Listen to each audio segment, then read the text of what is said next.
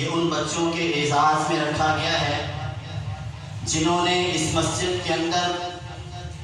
پڑھتے ہوئے قرآن مجید فرقان حمید اللہ تعالیٰ کی اس ناریب کتاب کو اپنے سینوں میں محفوظ کیا ہے۔ یقیناً یہ ان کا اعزاز ہے۔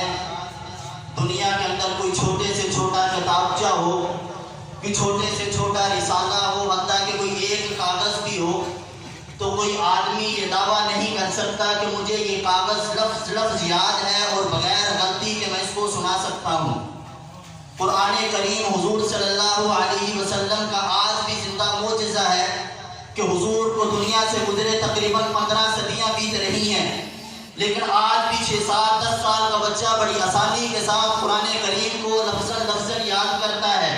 صرف لفظوں کی رعایت نہیں کرتا بلکہ اس کی زبر زیر کی بھی رعایت کرتے ہوئے اپنے سینے میں اس کو محفوظ کرتا ہے۔ تو آج کا یہ پروگرام ان بچوں کے اعزاز میں رکھا گیا ہے جنہوں نے اللہ کی اس ناریب کتاب کو اپنے سینے میں محفوظ کیا ہے، جس کتاب کے اندر اللہ تعالیٰ نے 23 سال کے اندر اپنے محبوب کی سیرت کو بیان کیا ہے۔ آج کی یہ محفل ان بچوں کے اعزاز میں انعقاد پذیر ہے جن بچوں نے اللہ کی اس کتاب کو اپنے سینے میں محفوظ کیا ہے، کہ جس کتاب نے حضور